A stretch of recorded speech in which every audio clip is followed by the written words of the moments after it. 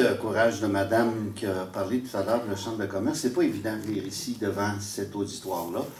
Je salue beaucoup son courage, mais je me suis posé la question. En fait, ce soir, je devais vous parler du mémoire du Comité de citoyens pour la protection de l'environnement, Mascoustin, dont je suis le président. Mais je vais vous l'envoyer écrit.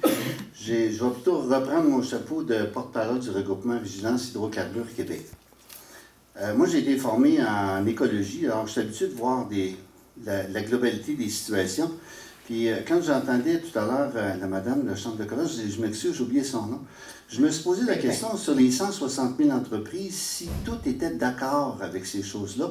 Puis là, je pensais principalement à Molson, par exemple, qui utilise beaucoup d'eau, les embouteilleurs d'eau, les clubs de chasse et pêche, les OBV, les pêcheurs industriels, l'industrie touristique, la Gaspésie, de la Mauricie, l'UPA, celle-là, on peut peut-être la mettre de côté, les villégiateurs. Il y a beaucoup de gens qui sont membres de ces chambres de commerce-là, qui peut-être n'ont pas l'occasion de s'exprimer aussi dans ces mémoires-là. Il y a une chose que j'ai remarquée pour avoir participé à toutes les audiences qui ont eu lieu depuis 2010, les premières fois, à l'Hôtel des Seigneurs à Saint-Hyacinthe, on avait du café, des beignes. La semaine, hier soir, la dernière audience publique qui a eu lieu à Saint-Hyacinthe, on avait du café, plus de beignes. Hier soir, à l'Hôtel Delta, on avait des verres d'eau. Ce soir, on n'a même plus d'eau en arrière, ça, je vais en profiter pendant que j'étais en avant, il y en a ici. Alors, je fais le parallèle entre l'investissement gouvernemental et l'intérêt qu'on porte et le budget qu'on vous donne pour venir nous consulter. Il y a une autre chose que j'ai remarqué aussi, c'est que les gens qui sont payés quittent après avoir fait leur présentation, tandis que les gens bénévoles restent jusqu'à la fin, parce que ce que je comprends, c'est que les gens payés n'ont rien à apprendre de l'opinion des autres. C'est ce que j'en déduis. Alors que nous, vous ne voulez pas monter, il me reste juste 2 minutes et demie.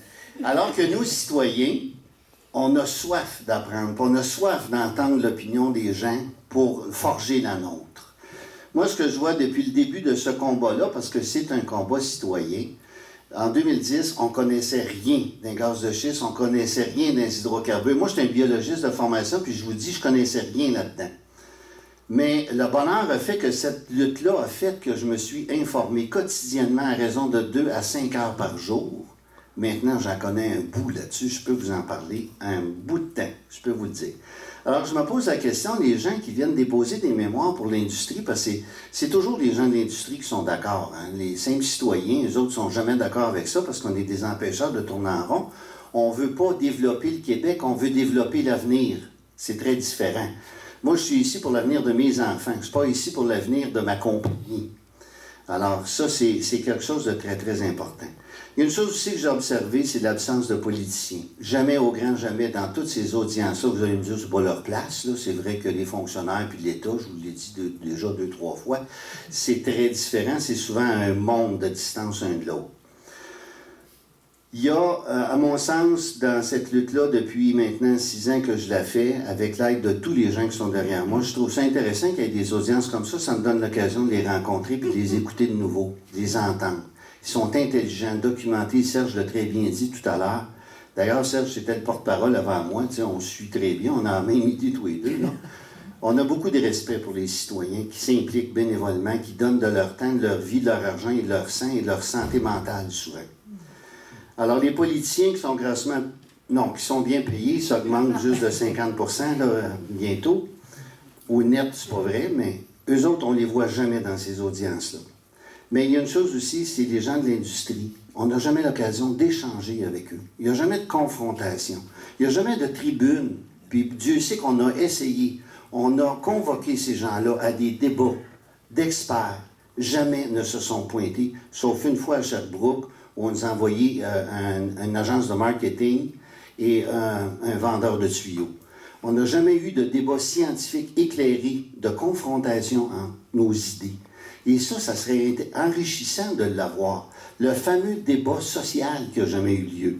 Et je termine, parce que ma lumière vient de tomber rouge, là.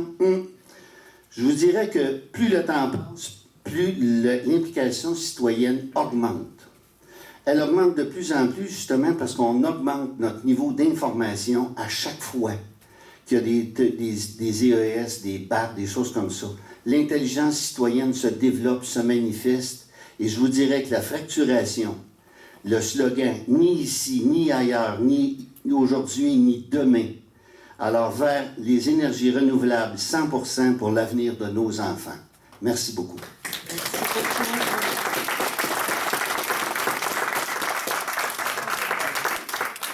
Je vais le remplir avant de partir, monsieur.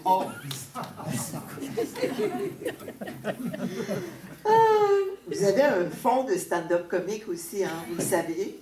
C'est ma première profession enseignant. Ah, c'est vrai. J'ai déjà eu un amoureux enseignant qui disait « L'enseignement est le dernier des arts de la scène ».